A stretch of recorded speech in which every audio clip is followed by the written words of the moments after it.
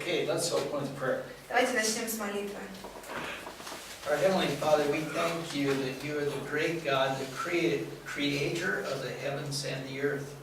Отец Небесный, мы благодарим Тебя за то, что Ты Бог великий, что Ты Творец неба и земли. Father, you have given us your word.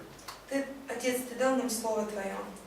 Father, in it is everything that we need to know about you and about what you expect of us. И, Отец, Ты дал нам все необходимое, что мы должны знать о Тебе и то, что Ты ожидаешь от нас. So we pray tonight that the eyes of our understanding will be open. Мы молимся, чтобы глаза наши были сегодня открыты, чтобы понимать, That we'll be able to take in what you have for us. чтобы мы могли принять то, что у Тебя есть для нас. This we ask in Jesus' name. Поэтому мы просим во имя Иисуса. Amen.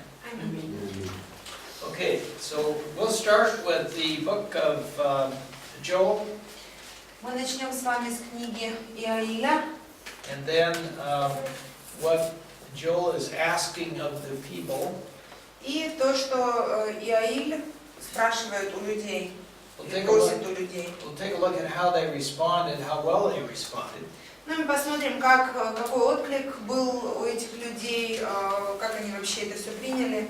And then we'll finish with how can we apply this to us? What's the application to us here in the church age? И закончим мы это тем, как же мы можем применять это все для нас в наш век церкви.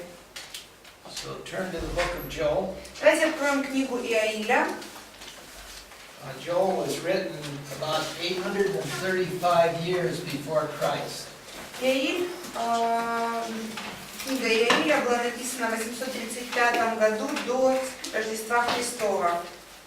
That was at about the time of Elisha and Elijah. Это где-то период или Елисея пророка. They were ministering in the northern kingdom. Они, значит, служили в Северном царстве. And Joel was ministering in the southern kingdom. А Иаиль пророчествовал или служил в Южном царстве. In 835 was the death of the wicked witch. И в 835 году умерла очень нечестивая ведьма. Если ведьмы бывают честивые, но та была нечестивая. The wicked witch was the daughter of Ahab and Jezebel. Эта злобная ведьма была дочерью Ахава и Изавели. And she had become the leader of the southern kingdom when her son was killed. И она стала лидером Южного царства, когда ее сына убили. То есть она стала как бы царицей, главой. And she was a very ungodly person. Она была очень нечестивой женщиной. She had the royal family killed everybody she could find. Ну, она, значит, поубивала в царской семье всех, кого она могла только найти. So it was a very dark time while she was ruling. Поэтому, когда она правила страной, это были очень темные времена, мрачные такие времена. So anyway, that's the time when Joel was ministering. So it was a dark time in Israel. Ну вот, так или иначе, это время, когда Иаиль служит в Южном царстве, это были темные времена. You remember from last time that Joel gave warnings from God, warnings to the people. И в прошлый раз, вы помните, значит, Иаиль дает предупреждение народу. And he appealed to them. They had been going away from God. He appeals to them to come back to God. И он взывает к ним, они отвернулись от Бога, он взывает к ним, чтобы они обратились к Господу. And if they come back to God, there would be blessing. И если они обратятся к Богу, то они получат благословение. But if they continue to go away from God, there would be judgment. А если будут продолжать уходить от Бога, отходить дальше, то они будут под судом находиться. So the Bible is full of appeals to our volition. Библия, она просто полна как бы таких воззваний к нашей воле. God created us in His image. Бог создал нас по своему образу. And a part of that is that we all have volition or the ability to decide things. И одна из составляющих этого образа — это то, что у нас есть воля, мы можем принимать решения. And God doesn't get in the way of that. И Бог, Он как бы не стоит на пути вот воли нашей. But He makes an appeal to us that to choose for Him, obey Him. Но Он взывает к нам и хочет, чтобы мы избрали Его, чтобы мы повиновались Ему. So we're just going to review this part, the appeals. Значит, мы с вами сейчас просто вспомним вот эту часть, когда Иоиль взывает к народу, обращается к народу. And so first, read chapter 1, verses 13 and 14. И, пожалуйста, кто-нибудь прочитайте первую главу, 13-14 стих. Первая глава, 13-14 стих. «Припаяжьтесь вретищем и плачьте, священники, рыдайте, служители алтаря. Войдите, ночуйте во вретищах, служители Бога моего, ибо не стало в доме Бога вашего хлебного приношения и возлияния. Назначьте пост, объявите торжественное собрание, созовите старцев и всех жителей страны сей в дом Господа Бога вашего и взывайте к Господу». So Joel is telling the people, this is what God wants you to do. Вот Иоиль говорит народу, смотрите, что Бог хочет, чтобы вы сделали. And then the second appeal is in chapter 2, Второе, verses 12 through 17. второе обращение, 2 глава, с 12 по 17 стихи. Пожалуйста, кто-нибудь. «Но и ныне еще говорит Господь, обратитесь ко мне всем сердцем своим в посте, плаче и рыдании. Раздирайте сердца ваши, а не одежды ваши, и обратитесь к Господу Богу вашему, ибо Он благ и милосерд, долготерпелив и многомилостив, и сожалеет о бедствии. Кто знает, не сжалится ли Он и не оставит ли благословение хлебного приношения и возлияния Господу Богу нашему. Вострубите трубою на Сионе, назначьте пост и объявите торжественное собрание. Соберите народ, созовите собрание, пригласите старцев, соберите отроков и грудных младенцев, пусть выйдет жених из чертога своего и невеста из своей горницы. Между притвором и жертвенником да плачут священники, служители Господни, и говорят: «Пощади, Господи, народ мой, не предай наследие Твоего на поругание, чтобы не издевались над ними народы. Для чего будут говорить между народами, где Бог их?» Okay, so I tried to boil this down into what exactly is God asking the people to do. Вот я пытался понять, что на самом деле Бог просит, чтобы эти люди сделали. So I came up with 6 things. И вот у меня вышло 6 моментов. And you look there at the text in these verses and see if you agree. Значит, вы будете смотреть на текст, на эти стихи и попытайтесь понять, согласны ли вы со мной. The first one is an appeal to the priests to put on sackcloth. Первое, это было воззвание или обращение к священникам, чтобы они оделись во вретища. And mourn for the sins of the people. И предупреждение о грехах людей. Now, all over the Middle East, whether they were Jews or Assyrians or whatever race they were, they had this ritual of putting on sackcloth when they were mourning. Вот на Ближнем Востоке, неважно какой народ, израильтяне, сирийцы, у всех у них была такая традиция, что когда была какая-то скорбь или плач по чем-то, то они одевали вретища, так называемые. So it was a humbling experience. It's like putting on old sacks that you would carry potatoes around you. Это, знаете, как будто бы, это было такое очень действие смирения, что ли, потому что это, знаете, как будто вы пошили себе одежду из грязных мешков из-под картошки и одели это на себя и ходите. So that was a custom they had. We don't do that today, thank goodness. Это была традиция тогда такая, мы такое сейчас, слава Богу, не делаем. The second one was that the people that took care of the altar, they were called the altar ministers, were to wail or cry for the sins of the people.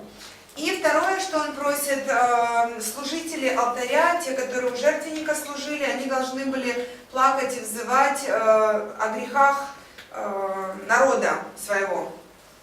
The third was that all the people were to be called to the temple in what was called a solemn assembly. Вот, значит, что они делали? Они созывали всех людей к храму. Это называлось всеобщее собрание. Не такое, как на празднике, там только мужчины должны были, а тут все должны были собраться. And he makes a point, make sure the elders get there, so make sure the leaders get there as well. И Аиль говорит, значит, убедитесь в том, что старейшины ваши пришли на это собрание, чтобы лидеры ваши пришли туда. And he said there are no exceptions.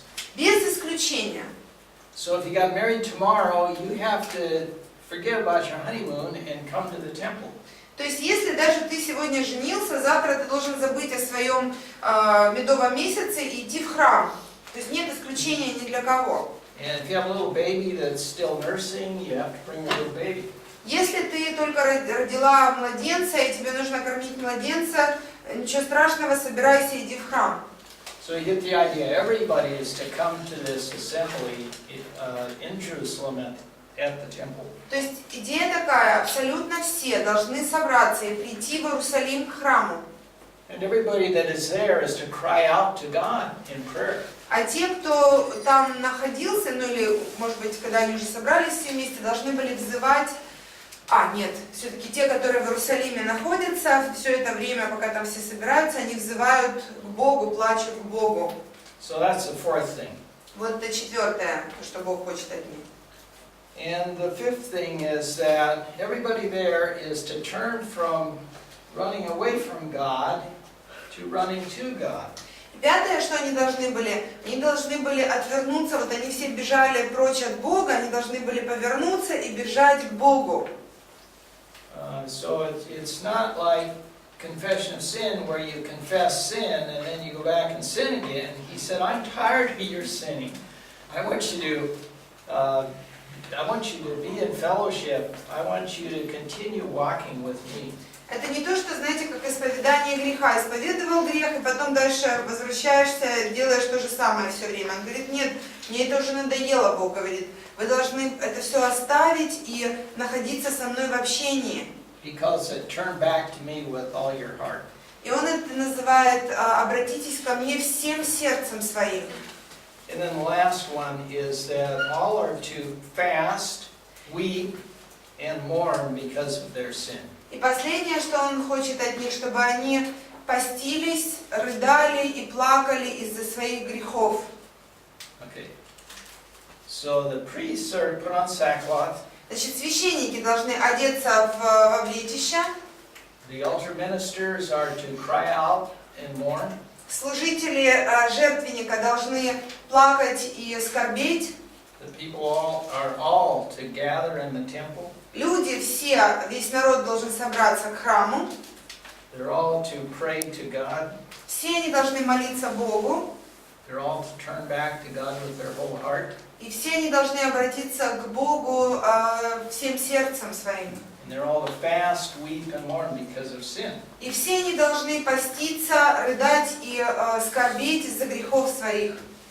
So I thought it'd be kind of interesting to see how did the Israelites do after this message that Joel gave. И, конечно, было бы интересно увидеть, как же израильтяне все это сделали, или сделали ли после того, как Иаиль им это все сказал. Well, there's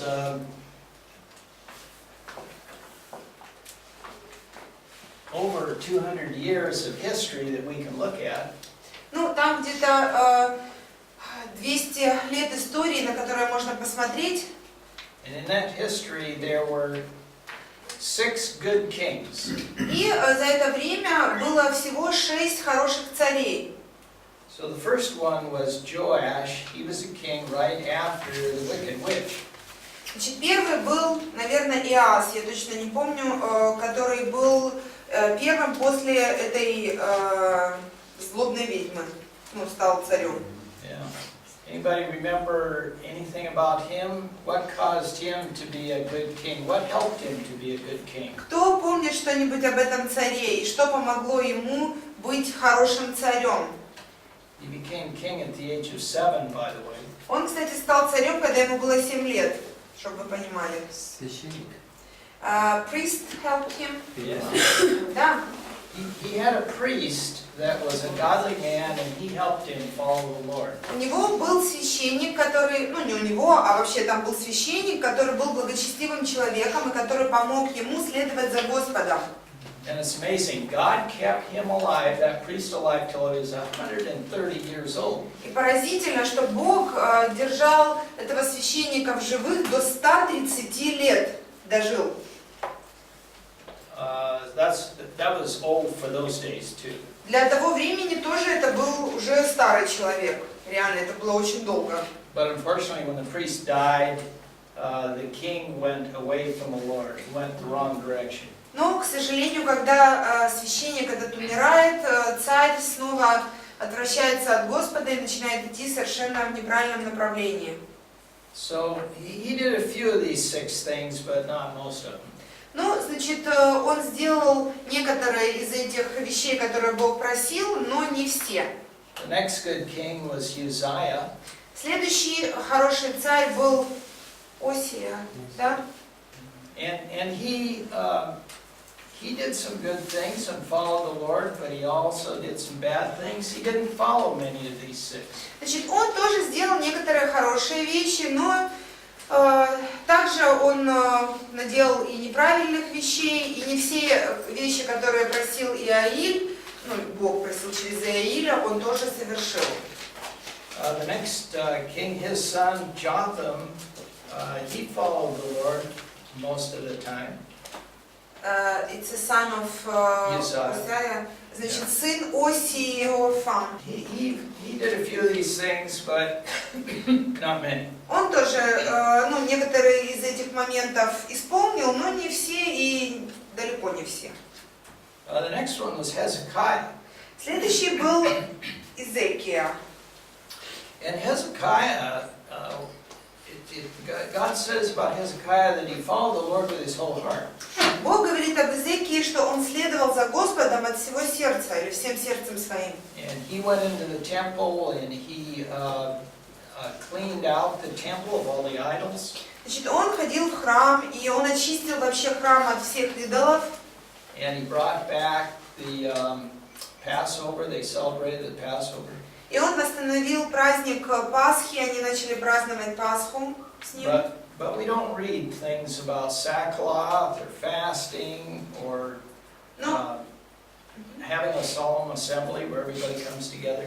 Но мы не читаем ничего такого, как одеться во вретище, или поститься, или что он собирал всеобщее собрание народа, например. So far we're 0 for 5. Поэтому у нас пока из всех этих 5 царей 0, чтобы исполняли они все то, что Бог предписал им делать. Well, we've got one king left. Но остался всего один царь из 6 хороших. It was a good king. И это был хороший царь, And шестой. that was Josiah. Иосия. Опять Иосия. Second Kings. Осия это Иосия. Yeah. And he was probably the best of all these. И он, скорее всего, был самым лучшим из всех предыдущих этих хороших царей. He actually gathered the people, including the elders, to the temple. И он на самом деле собрал весь народ, включая старейшин, в храм. And he read the law. Прочел им закон. They celebrated the Passover. И они отпраздновали Пасху. He made a covenant with God that they would keep the whole law. И он заключил завет с народом, как бы они согласились следовать закону, всему закону. But the people, he made the people agree with him to keep the whole law, but their heart wasn't in it. Ну, конечно, он, так сказать, заставил народ согласиться с тем, что они, значит, будут добровольно-принудительно, заставил их следовать всему закону, но он же не мог заставить их сердце как бы следовать этому. В сердце они такие и остались. And so God had to carry out the judgment because the people did not turn back to him as he had asked. Поэтому Богу пришлось все-таки навести свой суд над ними, потому что они не обратились к Богу и не выполнили то, чего Он просил от них.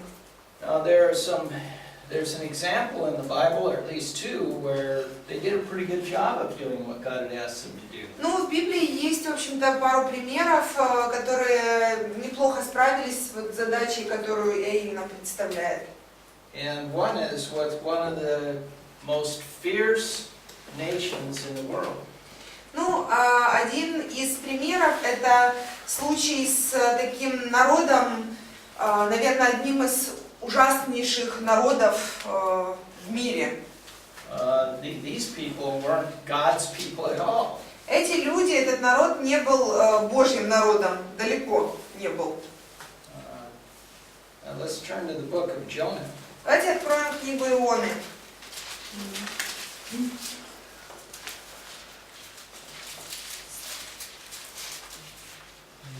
Remember, Jonah was a prophet of God. He was in the northern kingdom.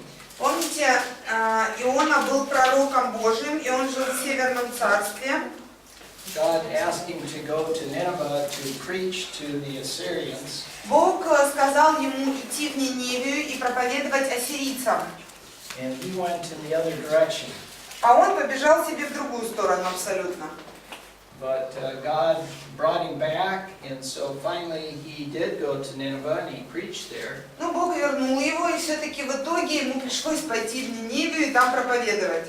So read Jonah 3, 5 through 9. Прочтите, пожалуйста, Ионы 3 главу с 5 по 9 стихи. 3 глава с 5 по 9. И поверили ниневитяне Богу, и объявили пост, и оделись во вретища, от большого из них до малого.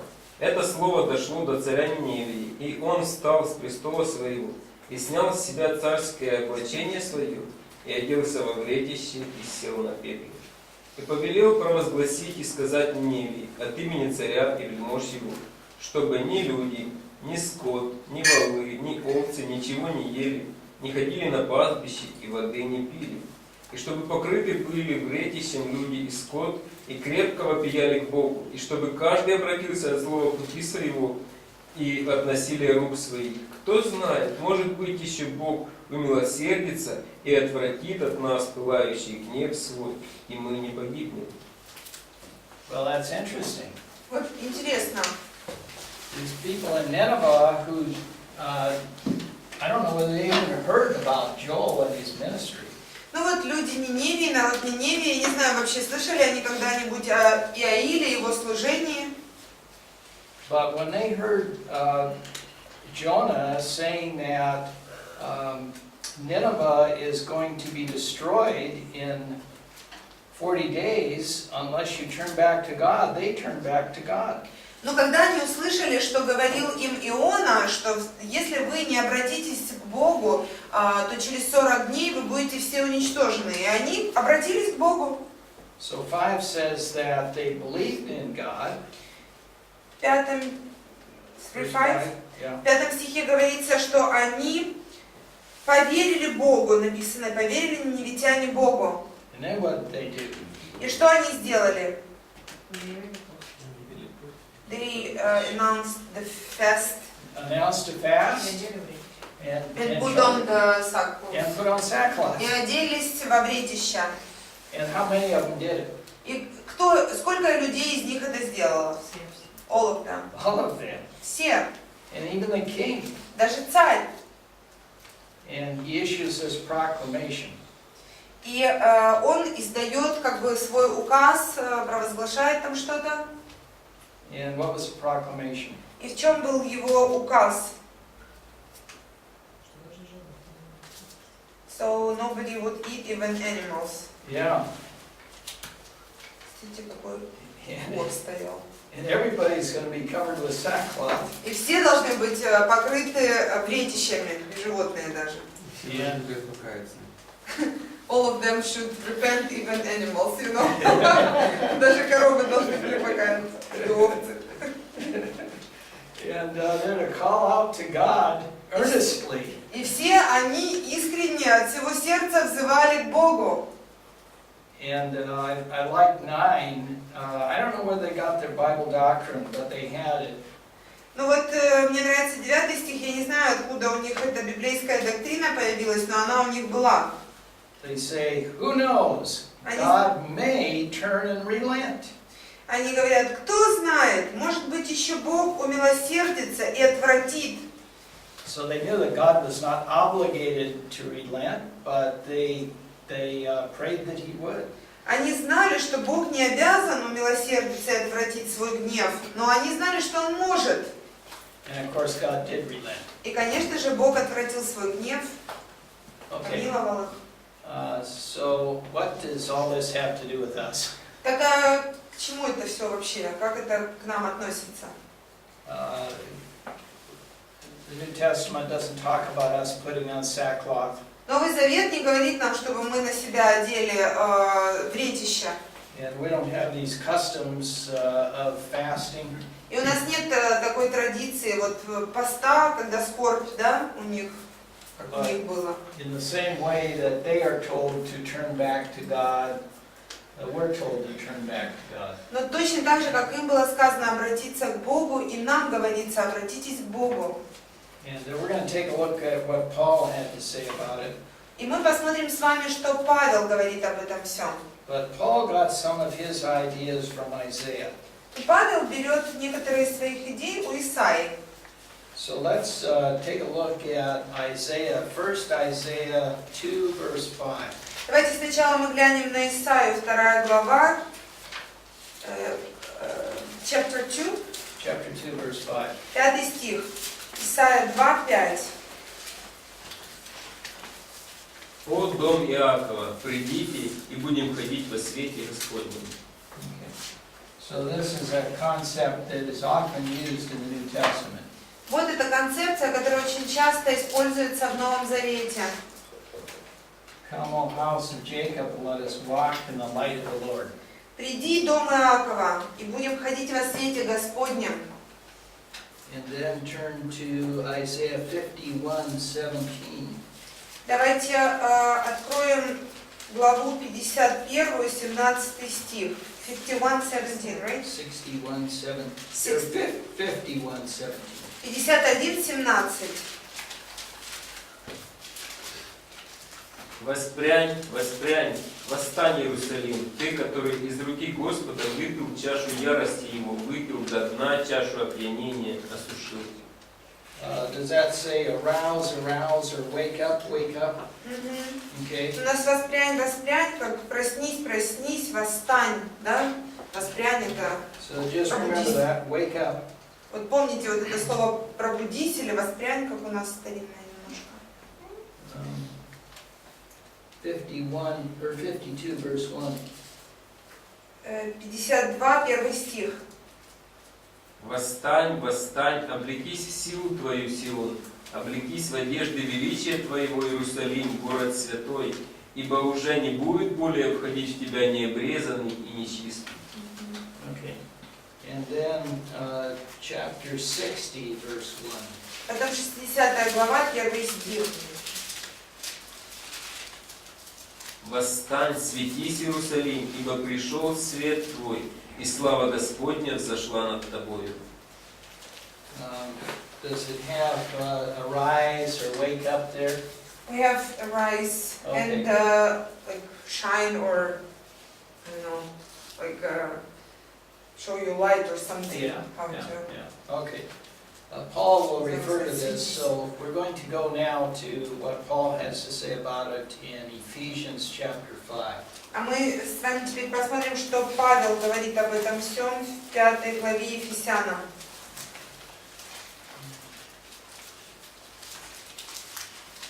And so just as Joel was warning the nation of Israel, here Paul is warning us.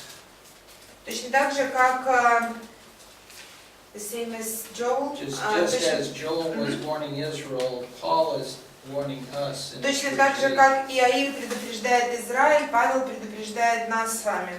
8 стих. Ephesians 5:8. First thing I'm going to have you do is look at verse, if I find Ephesians 5. we'll be able to tell you which verse. Если я найду сейчас Ефесянам 5, то я вам скажу, какой стих. Verse 14. 14 давайте сначала. Поэтому сказано: «Встань, спящий, и воскресни из мертвых, и осветит тебя Христос». Okay. Paul there is writing, he's quoting what Isaiah says. Павел пишет и цитирует здесь то, что сказал Исаия. And he says, "Awake, sleeper, Он говорит: проснись, спящий, and rise from the dead." и воскресни из мертвых, восстань из мертвых. Now, there's two ways we can sleep. Тут есть два способа, как мы можем спать. One is the way where you just really go to sleep hard, and in English we say you're dead asleep. Ну вот ты, допустим, можешь заснуть очень глубоко, такой глубокий сон. По-английски мы говорим мертвым сном, но по-русски тоже, в общем-то. And the other is where we do what you call snoozing. А другой сон, который мы называем как дремать, типа. You know, you sleep for a while and then you wake up. Знаете, дремешь, потом проснулся. We have a granddaughter that plays football, American soccer. У нас есть внучка, она играет в футбол. She's in year 12, Ей 12 лет. and her team yesterday played in the championship game for the whole area that we live in. Ну вот вчера команда ее играла в чемпионате как бы всего нашего, не знаю, там, области, где они живут, район. Округ, может быть, да, я не знаю. She's actually the best player in the whole area. И she's or She team? is, yeah. Окей. Она лучший игрок во всем этом округе. And so she said, you can watch it on they had a site on the internet where you could actually watch it live.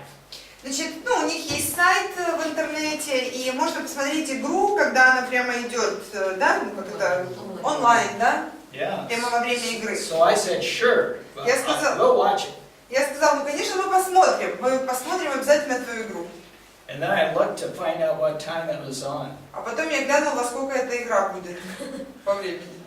It was 1:30 this morning. Это было в 1:30 вот это ночью этой, ну, прошлой, наверное, или сегодня. So it is going to be, or It was. Было уже, в 1:30 ночи было. And so Charlotte said, well, you watch it and tell me how it came out. А Шарлотта мне сказала, ну ты посмотришь и расскажешь мне, как там все было. And so I went to bed about 8:30. Значит, я отправился спать где-то в 8:30. And at 9 o'clock, I'm looking to see what time it is. В 9 часов проснулся, думаю, сколько же там времени сейчас? At 9:30, I checked again. Потом в 9:30 я опять проверил, сколько же там времени, чтобы не проспать. And so it went until 1:30. И так я продолжал спать, не спать до 1:30 где-то. I was snoozing. Я очень дремал себе вот так. Charlotte didn't know anything. Шарлотта вообще ничего не услышала, не почувствовала. She was dead asleep. Она спала мертвым сном, а я I'm the дремал. smart one. Я в этом случае оказалась умнее. Paul is appealing here to people who are spiritually dead asleep. Павел взывает к людям, которые духовно спят мертвым сном. They're not walking in the light. Они не ходят во свете. They have no desire to walk in the light. У них нет никакого желания ходить во свете. They aren't thinking about walking in the light. Они даже об этом не думают и не мечтают, как говорится. Because spiritually they are sound asleep. Ну, они себе спокойненько дрыхнут духовно. That's who he's appealing to. He says, awake and rise from the dead. Именно вот к таким людям он взывает. Он говорит, что там встань, спящий, воскресни из мертвых, поднимись из мертвых. So he's not talking to somebody who's just snoozing. Он не говорит, не обращается к людям, которые там дремают слегка. They can confess sins and get back in fellowship and go on serving the Lord. Те люди, которые там иногда подзадремывают периодически, они могут исповедать свои грехи и продолжать себе жить с Богом, иметь общение, служить Ему. But here's somebody that spiritually is sound asleep. They're not productive. They're not doing anything. А вот эти духовно так заснули, что они абсолютно мертво себе спят и абсолютно не приносят никакого плода. Они ничего не делают. See, that's who Joel was talking to. Вот именно это с такими же товарищами говорит Иаиль тоже. That's who Isaiah was talking to. И к таким же обращается Исаия. And that's who Paul is talking to. И Павел тоже к этим же людям обращается. So we'll look at the context of this dead asleep person. Ну, я вот хочу сейчас, чтобы мы глянули на контекст вот этих спящих мертвым сном. And it describes them in the first few verses of chapter 5. Он описывает их в первых стихах 5 главы. But we'll start reading with verse 7. So read verses 7 and 8. Так, прочтите, пожалуйста, 7-8 стихи. Мы 7-8 посмотрим, там первые пропустим. Итак, не будьте сообщниками их. Вы были некогда тьма, а теперь свет в Господе. Поступайте, как чадо света. Okay. So formerly, before you became a believer, you were walking in darkness. That was the normal way that you conducted yourself. You acted like any other unbeliever. Он говорит, что раньше, когда вы были неверующим, вы поступали как дети тьмы, и это было нормально, это как все, в общем-то, живут себе. But now you have Christ in you, the Holy Spirit in you, you have light in you. А теперь Христос в вас, Дух Святой в вас, свет в вас пребывает. And he says you should walk as children of light. Он говорит, вы должны ходить как дети света. That's an appeal to our volition, isn't it? И это воззвание к нашей воле, не так ли? Jim this morning talked about people that sin all the time, and they're really frustrated because they sin all the time. Ну, Джим сегодня говорил утром, что есть люди, которые грешат там постоянно, и их это раздражает, что они грешат постоянно. So there are those kinds of people. Ну, есть такие люди. But there are also people who sin all the time and it doesn't even bother them anymore. Ну, а есть люди, которые все время грешат, и их это даже уже и не беспокоит особо. Those people are sound asleep. Вот те люди спят мертвым сном. Okay. Read verse 8. Прочтите 8 стих, пожалуйста. Вы были некогда тьма, а теперь свет в Господе. Поступайте, как чадо света. Okay, so again, walk as children of light. Опять же, ходите или поступайте как чадо света, как дети света. In 9 and 10. И 9 и 10. Потому что плод Духа состоит во всякой благости, праведности и истине. Испытывайте, что благоугодно Богу. Okay, so the fruit of the light, it lists here. И здесь перечислен плод света. Goodness, righteousness, and truth. Благость, праведность и истина. Доброта, праведность и истина. And then it says, trying to learn what is pleasing to the Lord. И он говорит, попытайтесь узнать, что угодно Богу. Вот испытывайте, да? Пытайтесь выяснить это.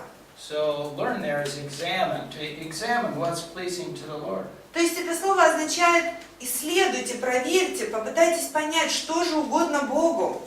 So that's what we're doing right now. We're examining what is pleasing to the Lord. И вот это то, что мы сейчас с вами делаем. Мы пытаемся понять, что же угодно Господу. Okay, and then read 11 and 12. А теперь 11-12 прочтите, пожалуйста. И не участвуйте в бесплодных делах тьмы, но и обличайте. Ибо о том, что они делают тайно, стыдно и говорить. Okay. And so he's saying here, do not participate in these deeds of darkness. Говорит, не участвуйте в этих темных делах. For it is a disgrace even to speak of these things which are done by them in secret. Потому что то, что они делают в тайне, вот даже стыдно об этом говорить. Who's he talking to, believers or unbelievers? К кому он обращается, к верующим или к неверующим? Yeah, To believers. to believers. Конечно, к верующим.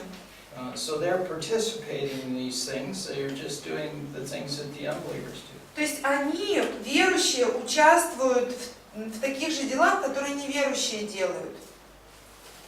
And then 13. 13. Все же обнаруживаемое делается явным от света, ибо все делающееся явным свет есть. Okay. So light, of course, Jesus Christ is light. Итак, свет, конечно же, Иисус Христос есть свет. His word is a light, Слово Его свет. and His word exposes sin. И Слово Его, оно как бы выводит на свет грех, And then we выявляет. have the warning here: awake, sleeper, and arise from the dead, and Christ will shine on you. И после этого у нас предупреждение: «Встань, спящий, воскресни из мертвых, и осветит тебя Христос». So an appeal to our volition. Значит, воззвание к нашей воле. If we've been heading away from God, Если мы шли против Бога, make that decision. I want to follow Him. I want to be obedient to Him. то прими такое решение. Я теперь хочу следовать за Господом, я хочу идти за Ним. 15 through 17. С 15 по 17. Итак, смотрите, поступайте осторожно, не как неразумные, но как мудрые, дорожа временем, потому что дни лукавы. Итак, не будьте нерассудительны, но познавайте, что есть воля Божия. Okay, there are 5 imperatives in these next few verses. Вот в этих нескольких стихах есть целых 5 повелений. Imperatives are commands. Заповеди для нас. One time I was teaching here at the school, and one of the students says, "Well, what does God want us to do?" Вот когда-то я преподавал здесь в колледже, один из студентов сказал: ну что вообще Бог хочет от нас, чтобы мы делали? I thought, that's a pretty stupid question. Я вот подумал себе, ну это дурацкий вопрос вообще.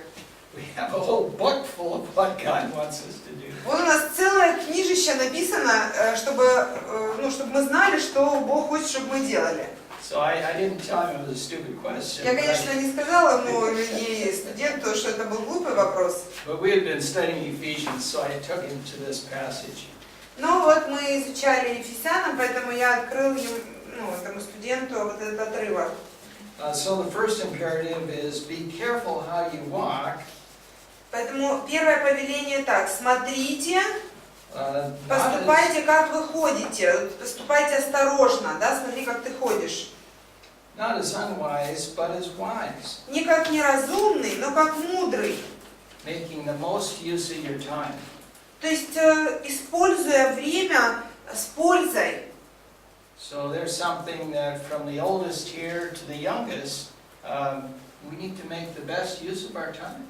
И вот это относится ко всем из нас, от самых взрослых до самых молодых здесь присутствующих. Мы все должны с пользой использовать время. And make conscious decisions about what I'm going to do tomorrow. И принимать осознанные решения. Вот что я буду завтра делать, какой у меня план, как я буду использовать это время завтрашнее. So tomorrow's Monday. Значит, завтра понедельник. What good use are you going to make of your time tomorrow? Как я могу полезно использовать свое время завтра в понедельник? The second imperative is verse 17. Второе повеление у нас в 17 стихе находится. Yeah, read that. 17. Итак, не будьте нерассудительны, но познавайте, что есть воля Божия. Okay, there's actually two there. One is do not be foolish, and the other was understand what the will of the Lord is. Но здесь на самом деле даже два. Первое: не будьте глупыми, но второе: познавайте, что есть воля Божья. How can you understand what the word of the Lord is? А как познавать, что такое воля Божья? Это вопрос. Читать Слово. To read the word. Sure. Конечно. So there's something to do tomorrow. Вот есть чем завтра как раз и заняться. Вот вам план на завтра. And the next day. И на следующий день послезавтра. And the next day. И на следующий послезавтра. Okay. Познавать волю Божью. 18. 18. И не упивайтесь вином, от которого бывает распутство, но исполняйтесь Духом. Okay. So 2 more commands. Еще 2 заповеди. Do not be drunk with wine. Не напивайтесь вином. So that intellectual, that's dissipation. Sorry. That is dissipation in the English. Do not be drunk with wine, for that is dissipation. Значит, не упивайтесь вином, потому что от этого бывает распутство. But be what? Ну что? Исполняйте Святым Духом. But be filled with the Holy Be Spirit. filled with the Holy Spirit. And how are you filled with the Holy Spirit? А как исполняться это Духом? Confess sins, right? Исповедовать 1 грехи. John 1:9. 1 Иоанна 1:9. Okay, so those are the 5 imperatives. Вот там 5 повелений. And then there are some results of the last one, being filled with the Holy Spirit. И здесь есть результаты того, что люди будут исполняться Духом Святым. You speak to one another in psalms and hymns and spiritual songs. Вы назидаете друг друга псалмами, славословиями и песнопениями духовными. So that's commanded of us. Это тоже нам заповедано. And then it says singing and making melody in your heart to the Lord. Потом сказано, петь и воспевать в сердцах наших Господу. So singing is, you're vocal about it. The voice is coming out. Ну, петь это означает, что из вас звук выходит. But then it's also what you are believing in your heart. Но это также отражает то, во что вы верите. Не просто звук какой-то, да, но эти песни должны иметь содержание. And then 20, we should always what?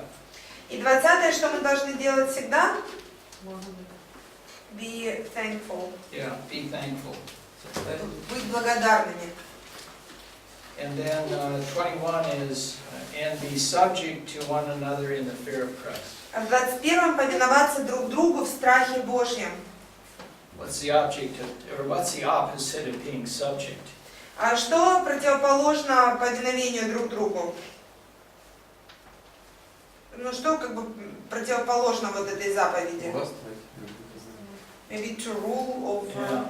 Order people around. What? To order people around.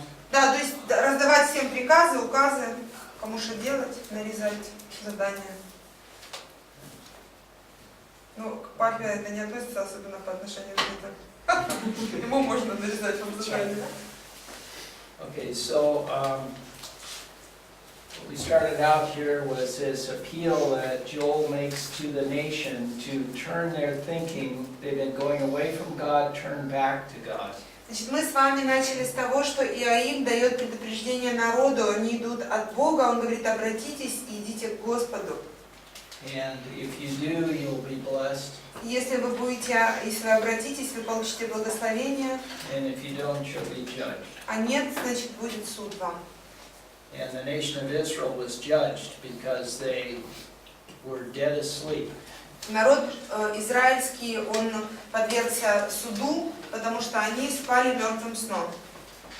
So the appeal to us is to turn to God, awake, sleeper, rise from the dead. Поэтому обращение к нам говорит, что мы должны обратиться к Господу и, как там, проснись, пробудись спящий, воскресни из мертвых.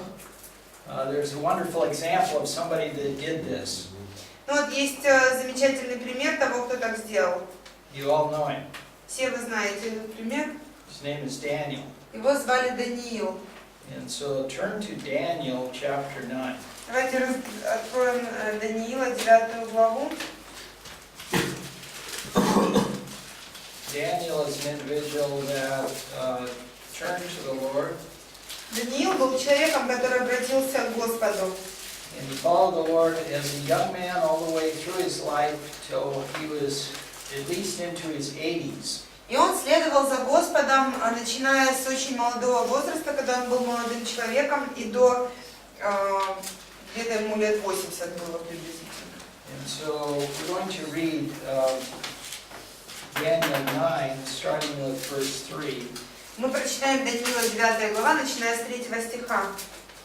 And we'll read it in parts, so first read Мы 3 and 4. будем частями читать. Сначала прочтите 3-4 стих. «И обратил я лицо мое к Господу Богу с молитвою и молением, в посте и вредище и пепле. И молился я Господу Богу моему, и исповедовался, и сказал: молю Тебя, Господи Боже, великий и дивный, хранящий завет и милость любящим Тебя и соблюдающим повеления Твои». Okay, does that sound like he did some of the things that Joel had asked for? Ну, такое впечатление, что он сделал что-то, о чем говорил Иаиль. He couldn't go to the temple Он, конечно, не мог пойти в храм, because he was many hundreds of kilometers away from the temple. He was in Babylon. потому что он находится в Вавилоне за 1000 километров от храма Иерусалимского, понятное дело. But he cried out to God. Ну, он взывал к Богу, He fasted. постился, He put on sackcloth. он оделся во вредище. Okay, and then read 5 through 10. С 5 по 10 прочтите. «Согрешили мы, поступали беззаконно, действовали нечестиво, упорствовали и отступили от заповедей Твоих и от постановлений Твоих. И не слушали рабов Твоих пророков, которые Твоим именем говорили царям нашим и вельможам нашим, и отцам нашим, и всему народу страны. У Тебя, Господи, правда, а у нас на лицах стыд, как день этот, у каждого иудея, у жителей Иерусалима и у всего Израиля, у ближних и дальних во всех странах, куда Ты изгнал их за отступление их, с какими они отступили от Тебя. Господи, у нас на лицах стыд, у царей наших, князей наших и у отцов наших, потому что мы согрешили пред Тобою.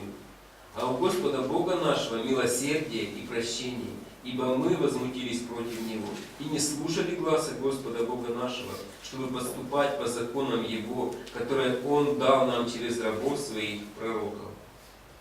And through 14. До 14. «И весь Израиль приступил закон Твой и отвратился, чтобы не слушать гласа Твоего, и зато излились на нас проклятие и клятва, которые написаны в законе Моисея, раба Божия, ибо мы согрешили пред Ним. И Он исполнил слова Свои, которые изрек на нас и на судей наших, судивших нас, наведший на нас великое бедствие, какого не бывало под небесами, и какое совершилось над Иерусалимом. Как написано в законе Моисея, так все это бедствие постигло нас. Ибо мы не умоляли Господа Бога нашего, чтобы нам обратиться от беззаконий наших и уразуметь истину Твою. Наблюдал Господь это бедствие и навел его на нас, ибо праведен Господь Бог наш во всех делах Своих, которые совершает, но мы не слушали гласа Его». And 15 through 19. С 15 по 19. «И ныне, Господи Боже наш, изведший народ Твой из земли египетской, рукою сильною и явивший славу Твою, как день этот, согрешили мы, поступали нечестиво. Господи, по всей правде Твоей да отвратится гнев Твой и негодование Твое от града Твоего Иерусалима, от святой горы Твоей, ибо за грехи наши и беззаконие отцов наших Иерусалим и народ Твой в поругании у всех окружающих нас. И ныне услыши, Боже наш, молитву раба Твоего и моление его, и воззри светлым лицом Твоим на опустошенное святилище Твое ради Тебя, Господи. Преклони, Боже мой, ухо Твое и услыши, открой очи Твои и воззри на опустошение наше и на народ, на котором наречено имя Твое, ибо мы повергаем моление наше пред Тобою, уповая не на праведность нашу, но на Твое великое милосердие. Господи, услыши, Господи, прости, Господи, внемли и соверши, не умей Ты ради Тебя самого, Боже мой, ибо Твое имя наречено на городе Твоем и на народе Твоем». Okay, here's an amazing man. Вот просто удивительный человек. At the time he said this prayer, he's probably about the same age that I am. Ну, когда он вознес эту молитву Господу, он, наверное, был такого возраста где-то, как я. When he was a young man, about the age of probably the young men here, Ну, maybe 16, 14 to 16. вот когда он был молодым человеком, где-то с 14 до 16 лет приблизительно, He was captured by the Babylonians and taken to Babylon. он был захвачен вавилонянами, его отвели в плен в Вавилон. He went through 3 years of training to do administrative work in the government. Потом 3 года его готовили, чтобы исполнять административную работу в Вавилоне. And during that time, he set his mind to follow God. И в это время он решил для себя, что он будет следовать за Господом. And he never wavered. И он никогда не, знаете, не колебался, как бы никогда не отступал. He walked in the light the whole time. Он все время ходил во свете. And Nebuchadnezzar the king gave him the highest rank in the government after his training. Потом в итоге Навуходоносор поставил его на очень высокую должность, после того, как он уже подготовлен был. Be the equivalent of prime minister. Он занял пост, который, наверное, эквивалент премьер-министру. He may have been 20 years old. Может быть, ему было лет 20 всего лишь. And had to negotiate with all the leaders of other countries. И ему приходилось проводить переговоры с лидерами других стран.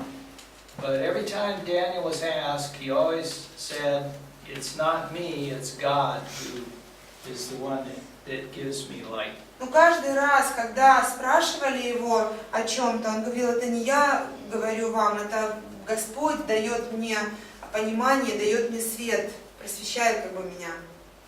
So God says, "Awake, sleeper, Значит, Бог сказал ему: пробудись, and rise from the dead, восстань из мертвых, and the light will shine on you."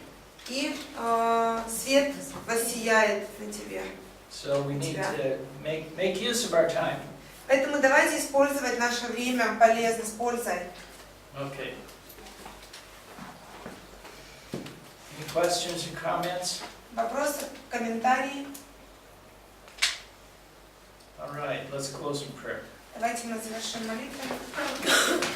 Our Father, you are a great God.